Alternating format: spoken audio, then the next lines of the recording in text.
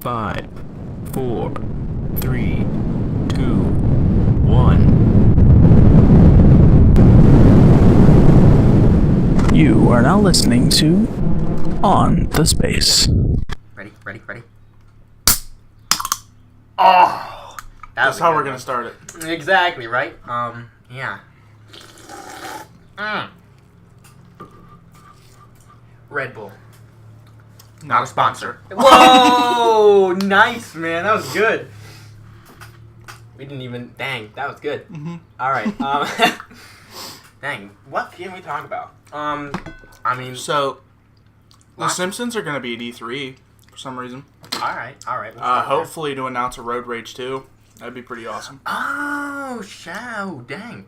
I don't know what I was trying to say. There's no evidence to support that they're going to announce Road Rage 2, but I pray in my soul that that's what's going to happen. See, or remastering Road Rage. That'd be awesome. No, you wouldn't really, do an announcement of, oh, we're remastering it. You wouldn't. Well, that's too big of an event to be oh, yeah, we're just going to remaster this. No. Well, it's the E3 Coliseum, so that's kind of where it's just a panel. Yeah. But no, obviously it's a panel. See, I never personally played the Road Rage game. What? Yeah, no, I've never actually personally played it. But I've watched a couple of my friends play it. Well, at the time, friends. They're not friends now. They got caught up in drugs. We don't talk about that. Weed and bath salts. Yeah. So, I mean. But I did enjoy watching them, play it. It is a pretty cool game. Road Rage was a big part of my childhood playing on the PS2. I loved it. See, my first console was a PlayStation 2. And my first game that I ever got... And you just kind of downgraded from there because... Well, not downgraded, but you bought older consoles from there. No, okay, that is definitely not a... I'm not... That's not what I meant to say. Meant by that. No, I understand what you mean. The PlayStation 2 was my first console. Well, PlayStation 2 Slim. And then... No, I had the big, bulky, black PlayStation 2. You always get the first one. You never get the Slim. Yeah. Well, I don't know.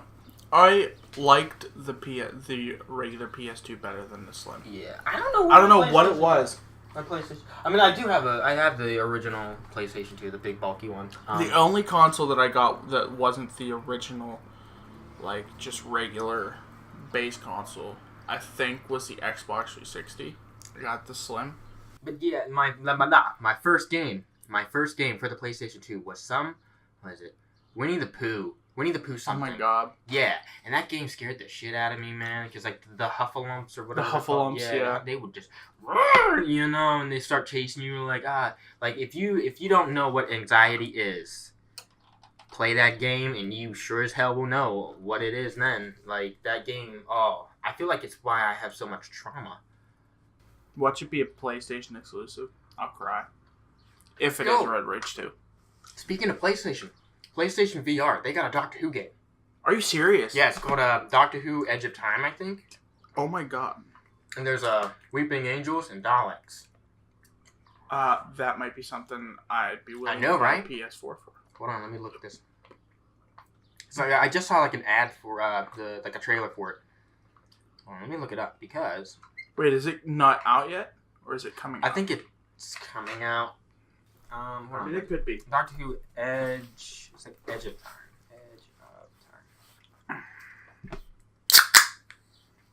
Okay, so what we know so far for Doctor Who Edge of Time VR. What the kind of game is. It's primarily a puzzle game with some action-adventure thrown in for good measure. So I feel like it's probably going to be sort of like a VR Legend of Zelda. Ooh. Yeah. Which, by the way, that'd be a great idea. Yeah, yo, Nintendo. But it VR. has to be Ocarina of Time. No, they're not gonna recreate. Well, remake. But what I'm saying is, Ocarina. if they were to create a Zelda, dude. then what game do you suggest? They would just make a new one, or they would, or Breath of the Wild. Is that the newest one? Yeah. They would just. But if they were going to go back with an old game, it would have to be Ocarina of Time. Because in my personal opinion, That's the best. Ocarina of Time is one of my all-time favorite Zelda games. If Nintendo makes Nintendo VR, I mean they have. They technically have. They It was the Nintendo Labo. no. Oh, what is it called? It was a video game. It was a Nintendo headset. It's like they had a Mario Tennis for it, and like it gave a bunch of people like nausea and a bunch of other shit, and they were like headaches, migraines, and shit. And so they were like, "Well, we gotta pull the plug on this." It cracks me up that, like, when we were growing up, parents would always yell at us, "Don't sit too close to the TV. You're gonna ruin your eyes." And here now we have TVs literally. Virtual Boy, that's what it's called. Oh, yeah, that was it's actually became Nintendo's. Some people deem it as Nintendo's biggest failure because it was a flop. I mean, who knows? Nintendo might one day get back. That's what I'm saying. Like, I mean, it just wasn't the time. If anybody's working with Nintendo is listening right now, do it. To do it, yeah, because with our 5 subscribers right now, yeah, who knows? We've got who knows? One of those 5 subscribers. What's his name? Could be something Bowser. Yeah, something Bowser. Yeah, something. Which is very ironic, Yeah. A lot of people were joking when he became the new CEO. That was, he was gonna destroy Nintendo because his name's Bowser.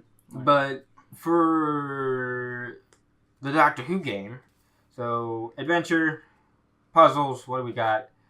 A lot of variety within the game. Blah, blah, blah, Wait, puzzles, let me see it because it sounds familiar. Because it kind of sounds like this one PC Doctor Who game I have. No, it's not that though. I know what you're talking about though. Yeah. And like they really don't like.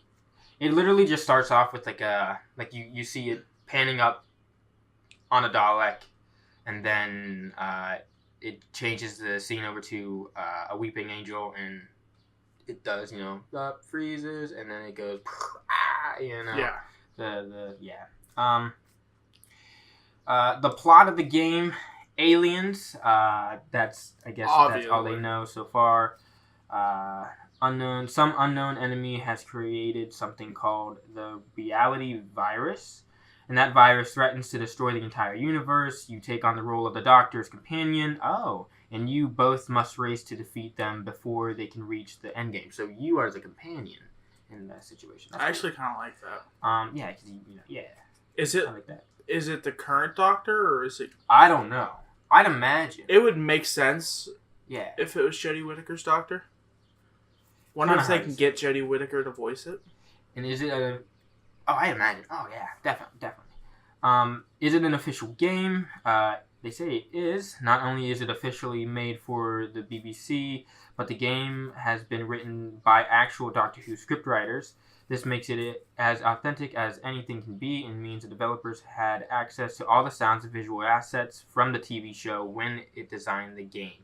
So and has access to the voice talent and character likeness of the 13th Doctor herself, Jodie. Yeah, so it's going to have the 13th Doctor in it. Dude, I might just have to buy a PS4 to get this game. All right, so here we go. So when and where can I get it? Right now, we just know that the game will be released in September. So this upcoming September. I assume, yeah. Well, we know that the game will be available on the PS, VR, Oculus Quest, and others when it does release. Here's the question: will it be at E3? What? Will it be at E3? I don't know. It might be. It would make sense because Doctor Who's such a big title for people. Yeah. I always watch E3 every year. I watch all the conferences. Yeah. When I can. Yeah, I know you do. Yeah. I've only watched them a few times whenever I came over that. I'm excited for Halo. Because that's my game. Gears 5. That'll be awesome. I'm curious to see what Microsoft and Sony's going to be doing 'Cause how the they're working cross-platform together. thing? Well, no, they're working together. Yeah, they're working together on. Well, because the whole reason they're working together is they're trying to beat out that new Google thing. That's what is it, Stadia? Yeah, Stadia. Google Stadia. They're trying to beat that out because if Stadia takes off, it's gonna be guaranteed the end of consoles. Because Google Stadia, if it takes off, it will literally kill PlayStation and Xbox. Like, there is no. And then I feel bad for Atari, because Atari's coming out with that Atari VCS. Yeah, they're gonna get blown out of the water. It's all web based. So I mean, and they're gonna be coming out with new titles and stuff. But I feel like with that Google Stadia is gonna most likely kill it. Yeah, they're not. Which is gonna suck. In which I'm thinking I might save up and buy one because I love just Atari. to get it. Yeah, but I love the idea of it. And I just wonder have if the graphics and stuff but, are gonna be. Oh yeah, super good. Well, yeah, they're obviously gonna remake like the classic games. Well, obviously. And then they're gonna be making new Roller Coaster Tycoon on console. Oh man, I never really played that game much though. What's the one game called? Pitfall. Oh, Pitfall, yeah. I loved Pitfall. I wanted to get that for my Atari. Yeah, Pitfall was great. But at the moment, for some reason, I can't think of any other games. I mean, I have a drawer full of them. Yeah. Berserk. I love that game. Berserk is probably one of my favorite Atari games. Superman sucks. Oh my god, yes. That game is terrible. Terrible game. And then... Oh, shoot. What's that one with the kangaroo? Should I have it? Hold on. What is the name? Because I remember the one night we were playing that like for hours. Yeah, we played that game just... Atari Kangaroo. 4 or 5 hours straight because we couldn't stop. It sure as hell ain't called Kangaroo, is it? Is it really called Kangaroo?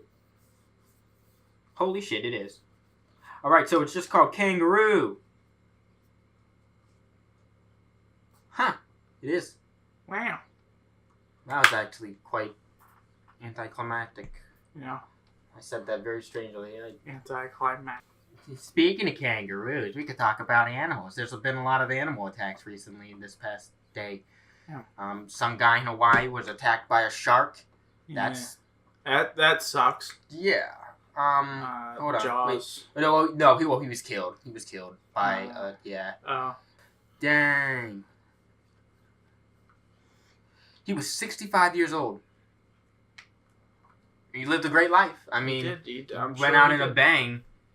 Of all places to die, in the ocean off of Hawaii is not a horrible place. I want to know what kind of shark it was. Granted, was it a great white?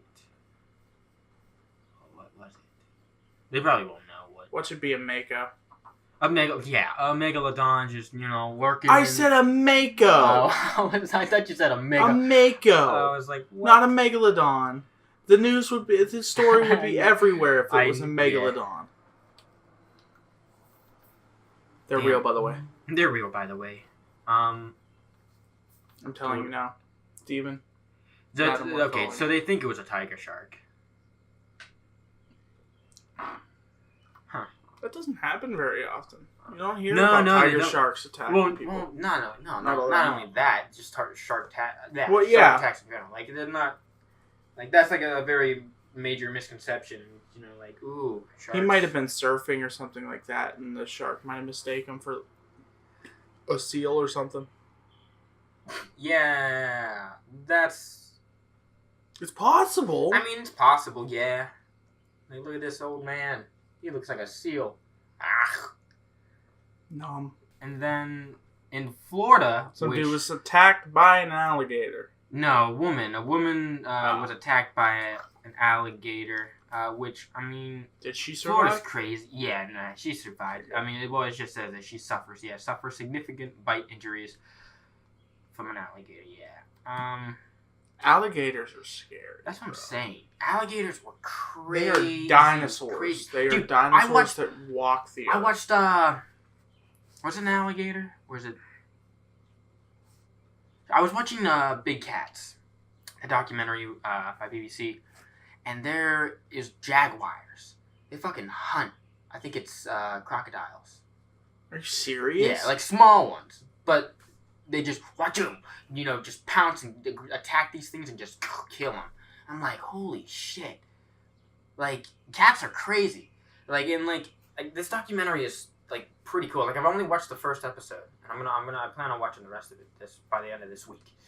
But a lot of the stuff is crazy. Because, like, cats are, like, everywhere.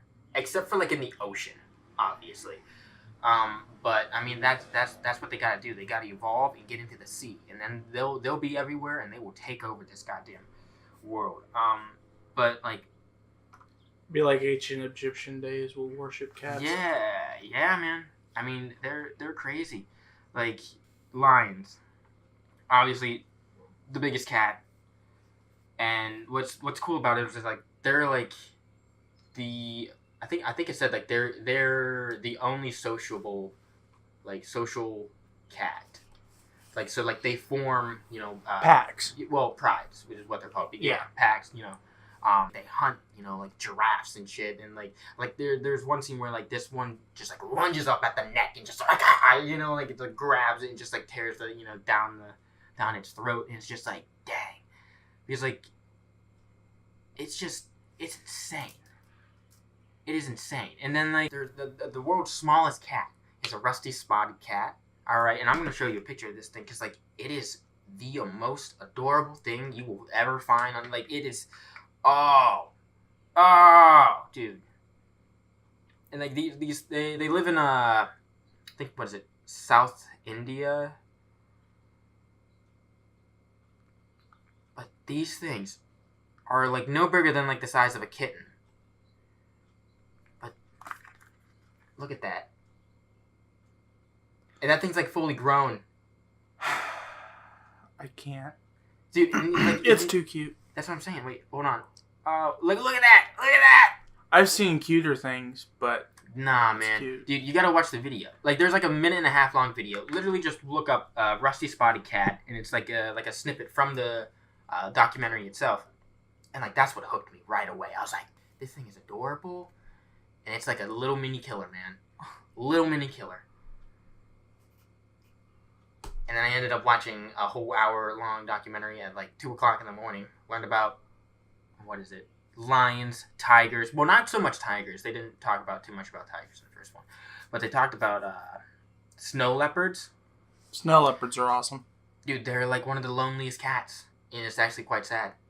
And like they're so hard to find, like, in the out in the wild too, because like there's not a lot of them, and then like they cover so much, like a lot, like they have a large territory because like there's not so many of them, and like a problem that they have is like trying to mate, due to that. So like they have like a large territory that they like go around and just like spray, mark their scent like all over it, and like it said that they can spray up to 20 times an hour, which is just like holy shit, that's a lot, and then but like I think it took them like a good solid week.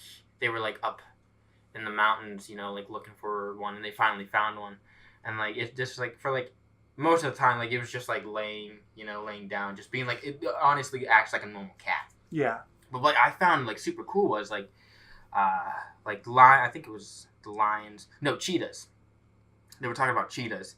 And, like, and I'm pretty sure it's, like, a common thing among, like, all other cats is, like, their tails, like, twitch. Whenever, like, they're stalking a prey. Yeah. Like, they have, like, this, like, little, like, tail twitch thing. And what was crazy was the other day I'm watching my cats, sitting out at the window, looking out through the window, watching birds, and like hear their tails start twitching. I was just like, this is crazy, Did you know, like, they're descendants from it, and, like, that Yeah, it transfers that down. primal And instinct. that's why I was just like, dang, dude. Like, I'm learning something for once. School never taught me shit, but here I am. Documentaries. They are life-changing. Documentaries and Twitter. I don't like Twitter, though. But speaking of crocodiles and animal and wildlife, you know who I miss? Steve Irwin. What a legendary soul he was. Goddamn Stevie Stingray, boy. man. I remember, like, that was, like, literally, like, one of the only things that I watched, like, growing up. Oh, I Like, always I've watch Steve Irwin. Yeah, I've always watched his stuff. And, like, it would just, like, amaze me, like, how he would just, like, you know, stand next to this giant-ass alligator or crocodile or whatever, you know, and it's just like, look at this guy, I always you know? enjoyed the segments where he was dealing with, like, the snakes and stuff like that. Yeah, Because and, like, I love snakes. I think they're awesome. And watching Steve Irwin handle them. And all the times he got bit by snakes. Yeah. He was bit by so many different snakes. It was insane. Like, he was a legend. And, like, there's a lot of, like, other people that, like, do, like, the, you know, like, they try to, like, do what he did. But there will never be Like, on anybody YouTube. as Yeah, good. like, there's not, Like, gonna there's be. this one guy. Yeah, you watch, I forget his name. You watch a couple people. I have a bunch of channels I watch. Well, there's this one guy. He does the alligators, right? Yeah, well, there's one guy that does, like, insects and stuff like that. Yeah, And yeah. reptiles. Exotics Lair. Is that what it's called? Yeah. Yeah. He handles, like, spiders and stuff like that, which, surprisingly enough, I am deathly afraid of spiders. And I know you are, too. Well, I was, for a good while, like, I was completely fine with spiders, and then all of a sudden, like, it just, like, kicked in, like, some kind of arachnophobia just kicked in, and I was, like, dead, like, just, like, boom, scared of even just, like, an image, just boom, you know, like, if I saw a spider image, like, on my phone, I would chuck that thing across the room. I know that that one night, you showed me, you were like, oh, dude, look at this, and it was a spider, and I was, smack your phone, and it goes flying across the room and just shatters against it. It was horrible. But that was funny. Like, that was funny. I'm not scared of the images itself, but, like, watching videos and stuff like that, and, like, actually seeing spiders, I'm definitely afraid of them. Yeah. But Exotic Slayer, I can sit down and watch his videos of his spiders, and I'm in love with them, because for some reason, the way he handles the spiders and the way he treats them, it makes me feel like they're, like, I'm not scared of them at that point, which is why I love his channel. And, but there's some other ones. There's, hold on. What's that guy's name who does the alligators? Isn't it, like, Cody something, I think? No. Oh, okay. It's something wildlife. Oh, okay.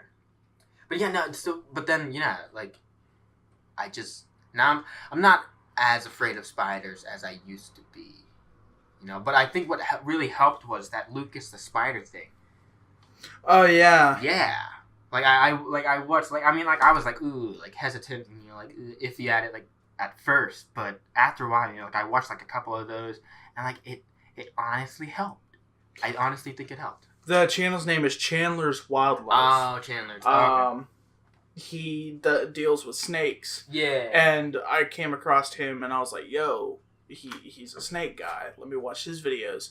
And the first video I watched was him bathing his king cobra. And I was like, this is insane. Because the snake was, like, freaking the size of my arm. And my arm's pretty big. Yeah. And, like, huge. Like, lengthwise. I can't remember how long. I think it was, like, 18 feet or something like that. I can't remember. It might not have been 18 feet, but it was enormous. Yeah. Like, but I still remember, like, this one episode of Steve Irwin's. I forget what the show was actually called. What was that called? I'm not actually sure. I forget what it was called. Been such a long time. But, like, I remember this one episode. He found, like, a 10-foot, you know, crocodile. I'm just like, holy shit, man. And, you know, like, at the time, like, I'm, like, probably, like, 2.5 feet, 3 feet tall, you know. Yeah, and you're like, these things exist? I'm just like, what? I was like, this thing's the size of my living room. What is going on? Why do these exist? You know? But His kids are still doing it. Well, yeah. Dude, his son, his son is literally a mini him. Yeah. So is his daughter. Yeah. They're both just like What's him. his son's name? Robert? I can't remember. Hold on. Steve Irwin. What's his son's name? No fucking way. Hold on. Wait. Is this the dude who... Is that Chandler? This is not Chandler. Oh, okay. I was gonna say, because Bindi, she's engaged to some guy named Chandler. And I was like, yo, there's no way that they're... I was like... Actually, maybe. I highly doubt it. Hold on. Chandler Powell is his name. I highly doubt that that's him. Hold on. Because Chandler Powell's only like 20-some years old. He's 22. So, hold on. We about to discover something? I don't know. I'm literally about to, try to find out. Are they the same guy? I don't think they are. No, they don't look like that. There's no way. There's absolutely no way it's the same person. Hold on. Let's see here. Okay, no. Okay, yeah. No, they're not the same person. I was like, yo, there's no way. Although that'd be crazy, Yeah, that'd make him even cooler. But no. What the hell is his son's name? Damn it! I think is it Robert? It might be James or something. It ain't no James. Jimmy Irwin or something like that. Jimmy No, it is Robert. I knew it. Robert? It's Robert Clarence Irwin. Yeah, I told you, dude. He is literally the spitting image, voice, and just like absolute like personality of his father. Yeah. Like straight up. Like if you watch like any of the like Tonight Show, with Jimmy Fallon, like he's often on there, and like it's just like, dang, dude, literally the exact same. Yeah. It's crazy. Which like it makes you honestly you want to see like them like do like another like show like that, but it's not gonna you can't do stuff like that anymore. At least not on like live television anymore, because PETA will get up all in that shit. Yeah. The day that they attacked Steve Irwin, everybody lost. Like yeah, well that shit's like that's uncalled for. Like the man died, we're honoring him, for what he did, and like to be honest, like I don't think I would love animals as much as I did if it wasn't for Steve Irwin. Yeah. Like. And it's not like he ever hurt any of the animals he was dealing with. That's what, yeah, like he always handled the animals with as much respect and care as it's not like some people who handle these animals who were like they handle them as animals and they don't have respect for them and like that. See, like Steve Irwin respected those animals. Yeah, like the circus shit, like that stuff, like that's crossing the line. Well, yeah, like they're literally like brutally, training these animals to do like certain things. Yeah. And it's just like that's a line you should not cross. That's when, they should be able to step in and be like, yo, like stop. Red flag. But here's a red card. You're rejected from the game. But when you start accusing people like Steve Irwin, of like abusing animals and stuff like that, then you are clearly off base. Like, Steve Irwin was an idol for people who... I guarantee you some people that were involved in PETA watched Steve Irwin as a kid. Probably. And now today, all of a sudden, they're like, oh, Steve Irwin harmed animals. But, like, come on. Don't you got something better to do? Go save some puppies. I find it ridiculous. Attack a dead man's and one of the things that they would say is like, oh, like you wrestled these alligators or crocodiles and shit. And how the hell else are you supposed to... That's what I'm saying. Like, these things, they're thrashing about. Like, what are you gonna do? Like, I mean... You're not gonna walk up to it and say, oh, come here, boy, we're gonna move you somewhere. No. That thing will chop your leg off. Yeah. Like... You have no other... They are literally... built. Like, how else are you supposed to learn about, these animals unless you get, up close and personal and see, like what they do, how they act. Like it's like, oh, well, it's gonna do this if you touch it. So if you're not experienced and, you know, you have no training, don't touch this animal, you know? And, like, that's what you sort of learn from, you know, his show. But, you know, the world's a sucky place, and, you know, we can't People have, suck. we can't have nice things, evidently. But, I don't know. I've always been a big fan of animals. For a while, when I was younger, I wanted to become a marine biologist. Really? And I wanted to learn about sea animals and stuff like that. Like, Yeah. I wanted to learn about dolphins and whales and stuff like that. And I wanted to be one of those, like, deep sea divers that studies these animals. And then I very soon realized I had some fears that could not be overcome when it came to the water. The water, yeah. I am deathly Deep afraid water. of the ocean. Yeah. So, like, you know how I play Sea of Thieves. Yeah. And games like that. I look at the water, and if I fall into the water and look down, and there's that black abyss. Yeah. Even in games, I have a mini panic attack.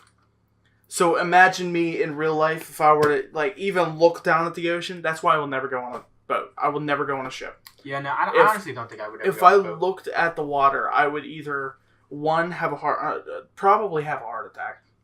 Two, I would shut down. I would completely shut down. Freeze up, just sink. Oh, damn. Like, I can't. I am so scared Jack! of the deep Jack! water. There was enough room on that door for the both of them, and everybody knows it. Anyways, I am so scared of the water. Not water, but like the ocean. Yeah. So I'm scared of the ocean, so I couldn't do that. So then I changed my idea to either regular biology and learn about like big cats and land animals. Please tell me again. Shut the hell up. So I don't know why you gotta do that. I wanted to become a regular biologist and learn about like big cats and regular animals and stuff like that. And then I also thought for a little while I wanted to what's it called?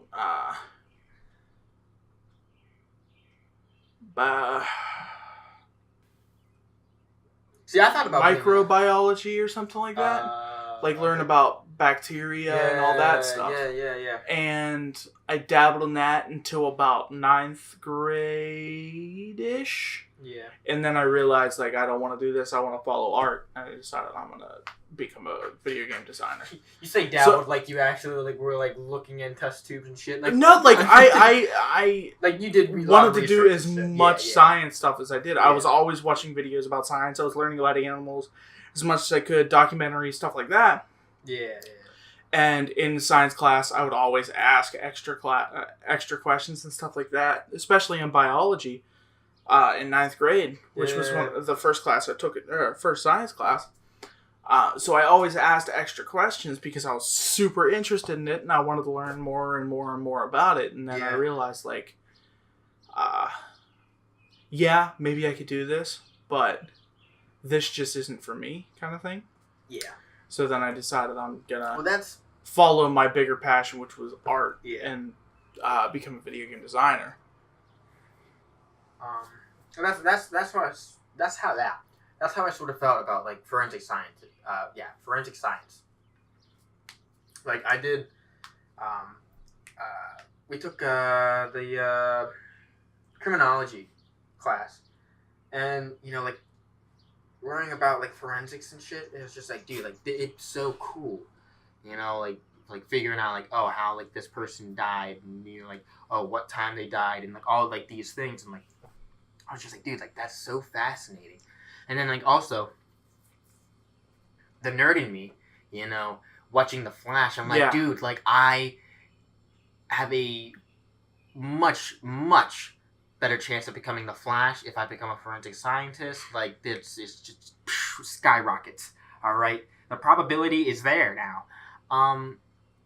But then, Well, at the time you weren't watching The Flash because The Flash wasn't on. no, I was. Was it? Yeah, The Flash was on. Yeah. So you were like thinking about this, your senior year. No, was that my senior? Or It would have been your senior year. Yeah, it would have been my senior year, yeah. Well, I mean, you still have time to figure out what the hell you want to do. Anyways, well, I mean, I was kind of looking into it probably like my junior year. Because like I was watching The Flash, and that sort of like what like peaked like, ooh, like, oh dude, like forensics. That's cool. But then I sucked at chemistry. Chemistry was not my strongest suit, man. I finished that class with like a C plus, which is, not that great, but I'll take it because it was a passing grade. Surprisingly aced chemistry. See, like my problem was like I was very good at chemistry, and I don't know what it was. I felt like a mad scientist every time I walked into chemistry class. I thought it was the coolest thing ever. What really did me good was the scientific notification stuff. Scientific notation.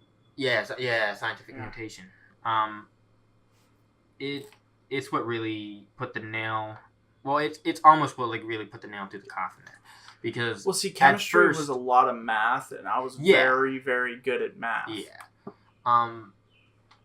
I was okay in math. Like, I was good up until, like, geometry, and then after that, it just was like, pre-calc, it's not my thing.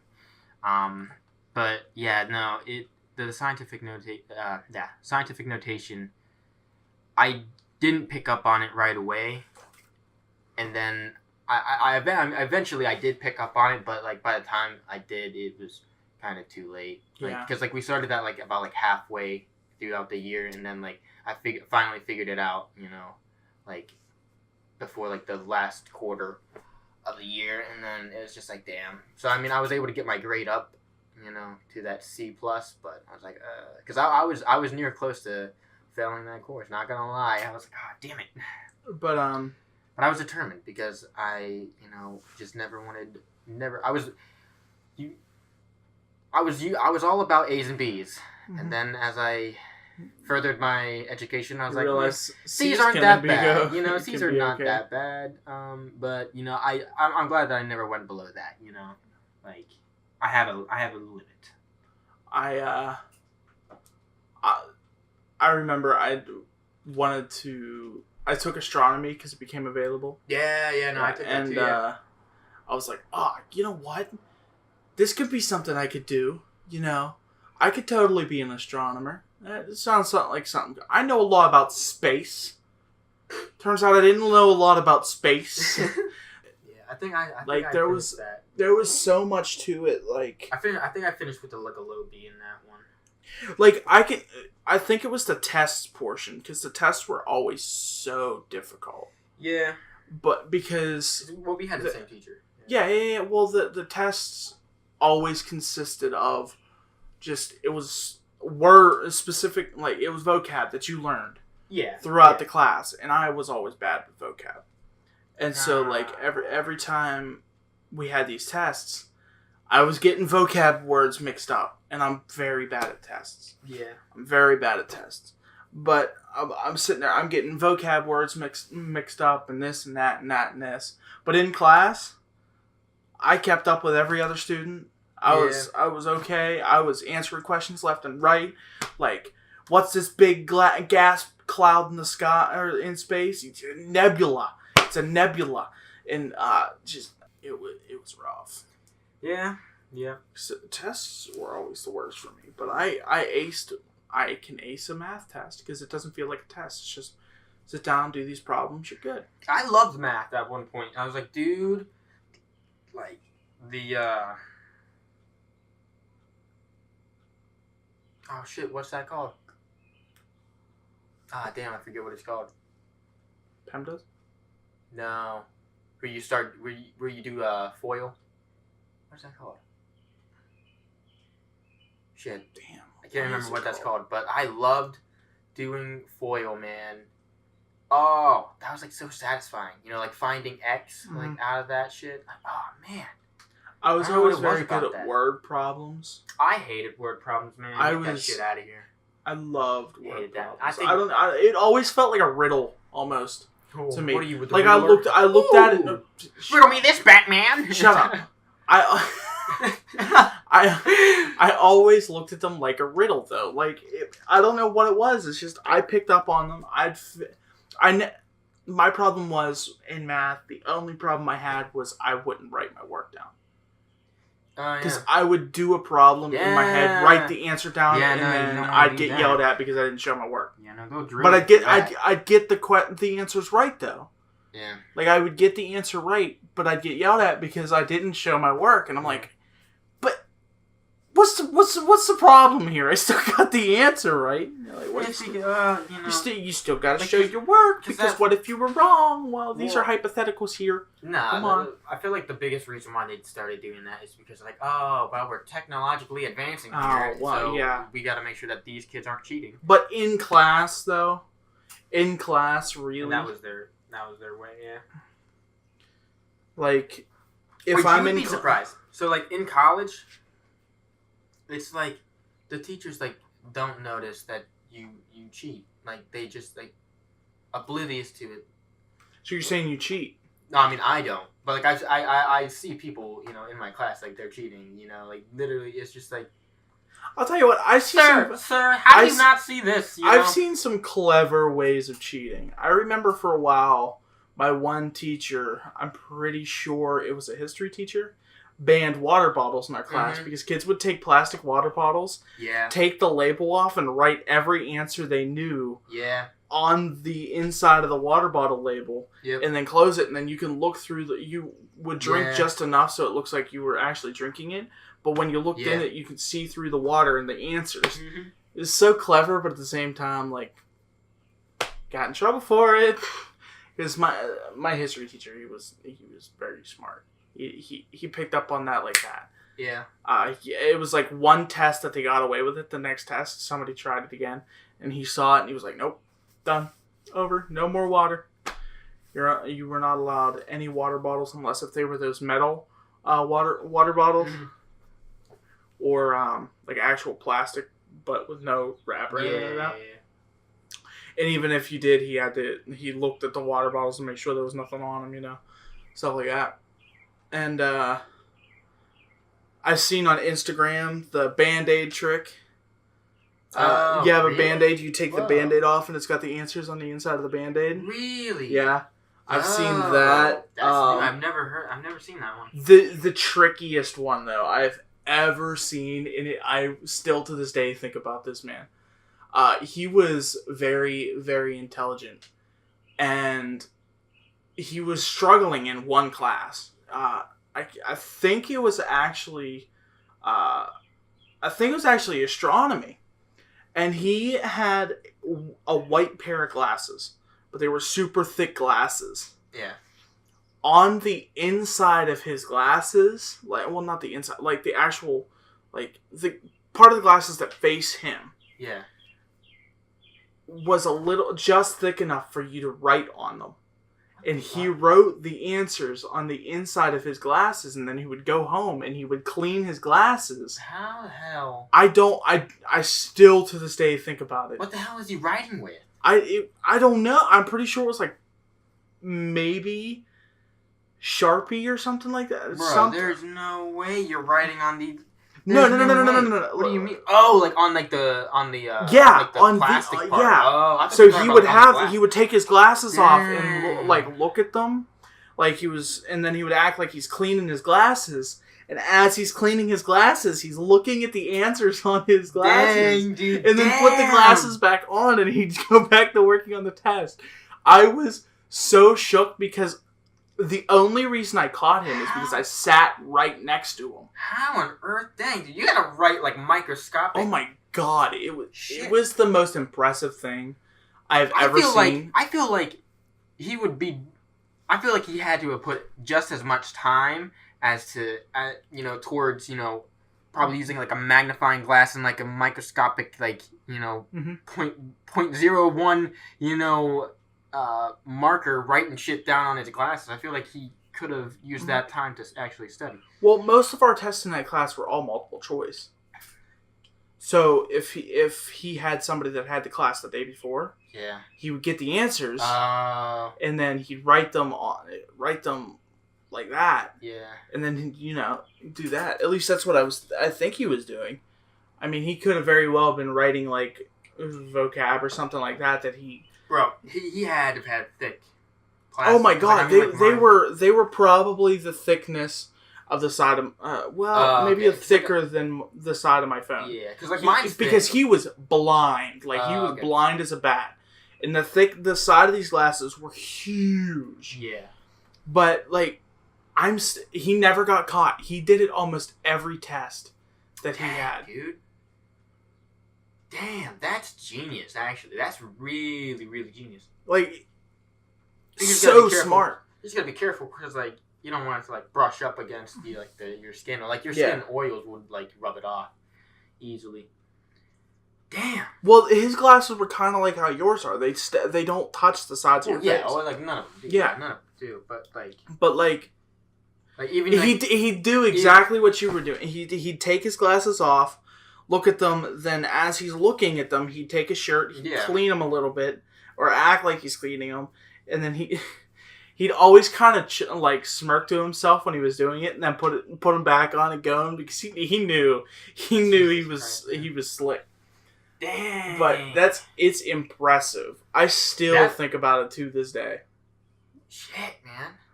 It was insane.